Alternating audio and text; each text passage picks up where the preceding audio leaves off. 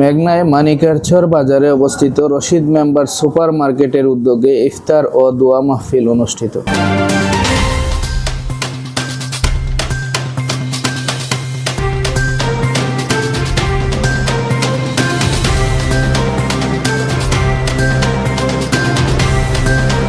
অবগত আছেন যে আজকের এই ইফতার মাহফিল রশিদ মেম্বার স্মৃতি পরিষদের উদ্যোগে, যেটা প্রতি বছরই করা হয়।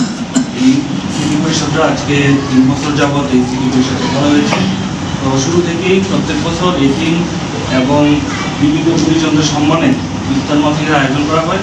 আজকে এই ইফতার মাহফিলে আমাদের মাঝে প্রধান উপস্থিত আছেন মানিকারচর ইউনিয়ন পরিষদের সাবেক চেয়ারম্যান এবং মেঘনা উপজেলা জাতীয়তাবাদী যুব দলের সংগ্রামী আহ্বায়ক জনাব আতাউর রহমান ভূঁইয়া। বিশেষ অতিথি হিসেবে আছেন জনাব মোহাম্মদ ওহিদুর রহমান ভূঁইয়া, সাবেক সহসভাপতি মেঘনা উপজেলা যুবদল, এবং আজকের এই অনুষ্ঠানের সভাপতি মোহাম্মদ দুল আলম, যিনি এই স্মৃতি পরিষদের পরিচালক। আমি এই মুহূর্তে উপস্থিত সকলের উদ্দেশ্যে সংক্ষিপ্তভাবে কিছু বলার জন্য আহ্বান করছি আজকের অনুষ্ঠানের বিশেষ অতিথি জনাব মোহাম্মদ ওহিদুর রহমান।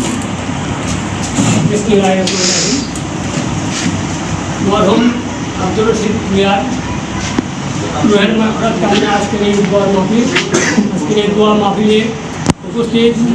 আজকের অনুষ্ঠানের প্রধান অতিথি আমারই বল্লবন্ধু মানিকারচর ইউনিয়নের সাবেক চেয়ারম্যান এবং মেঘনা উপজেলার যুবদলের সংগ্রামী আহ্বায়ক জনাব আতাউর রহমান ভূঁইয়া।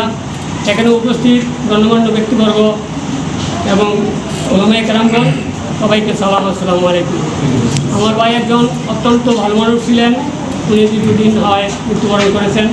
সবার কাছে দোয়া চাই, আমার ভাইয়ের জন্য দোয়া করবেন। আমরা 6 ভাই ছিলাম, আমার এক ভাই বড়, উনি মৃত্যুবরণ করেছেন, অকাল মৃত্যু হয়েছে।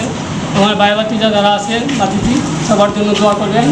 ভাইকে যেন আল্লাহ তাআলা জান্নাতুল ফেরদাউস নসিব করেন। এই রমজান মাসে উখিলা করে আমি সবার কাছে দোয়া চাই। আমার ভাইয়ের জন্য তো সবাই প্রাণ করে দোয়া করবেন। সবার কাছে দোয়া চেয়ে আমি আমার ভাইয়ের রোহের মাকরাত কামনা করে এই সংযুক্ত বক্তব্য শেষ করবেন। আজকের অনুষ্ঠানের প্রধান অতিথি জনাব মোহাম্মদ আতাউর রহমান ভূঁইয়া। রশিদ স্মৃতি পরিষদ কর্তৃক আয়োজিত আজকের এই ইফতার মাহফিলের সম্মানিত সভাপতি এবং উপস্থিত ব্যক্তিবর্গ, আসসালামু আলাইকুম।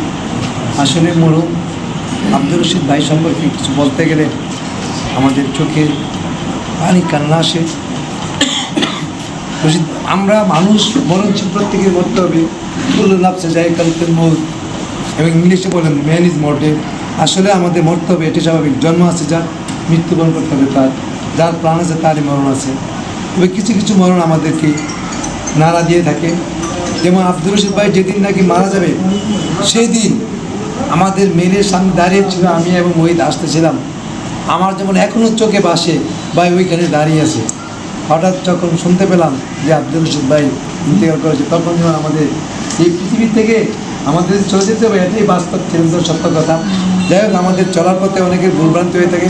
তিনি শুধু এই রশিদ পরিবারই অভিভাবক ছিলেন না, তিনি আমারও বড় ভাই ছিলেন। আমিও তাকে বড় ভাইয়ের মতো শ্রদ্ধা জ্ঞাপন করতাম।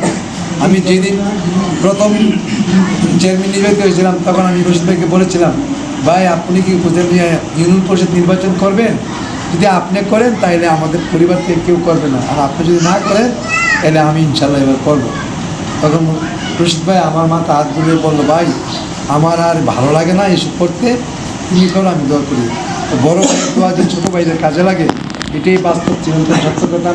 রশিদ ভাই শুধু আমাদের সকলের অভিভাবক ছিল, এবং আমি এই আজকে যারা এই রশিদ ভাইয়ের স্মৃতি পরিষদ প্রতিষ্ঠা করেছে, আমি তাদেরকে আন্তরিক ধন্যবাদ এবং শুভেচ্ছা জ্ঞাপন করছি। এবং এই রশিদ ভাইয়ের স্মৃতি পরিষদ করতে গিয়ে যদি আমার কোনো কিছু প্রয়োজন হয়, আমিও সেটাতে যুক্ত হতে চাই। আমি সকলকে বলবো, রশিদ ভাইয়ের জন্য আপনারা সকলে প্রাণ ভরে দোয়া করবেন। আল্লাহ তাআলা যেন তাকে বেহেশতে জান্নাতুল মুকাম দান করে। আমরা এই পবিত্র মায়ের রমজানে আমরা সকলেই রোজাদার আছি, আমরা আত্মার মাগফিরাত কামনা করব এবং আল্লাহর দরবারে মন থেকে হাত দিয়ে দোয়া করব, আল্লাহ যেন রশিদ ভাইকে জান্নাতুল ফেরদৌস নসিব করে। তাই আমি আমার বক্তব্য দীর্ঘায়িত না করে সকলকে আবারও রমজানুল মুবারক শুভেচ্ছা জানিয়ে এবং আগাম ঈদের শুভেচ্ছা জানিয়ে সকলকে ধন্যবাদ জানিয়ে আমি আমার বক্তব্য শেষ করছি। আসসালামু আলাইকুম ওয়া রাহমাতুল্লাহি ওয়া বারাকাতুহু। وبالآخرة حسنة وقنا عذاب النار ربنا ظلمنا أنفسنا وإن فاغفر لنا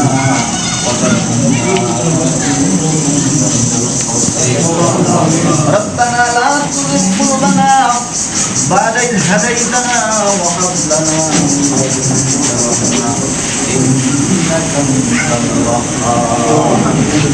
يا رب العالمين আল্লাহ তাআলা আমরা খুশি তোমার গোলাম আল্লাহ মাহে রমজানের 29তম দিবসে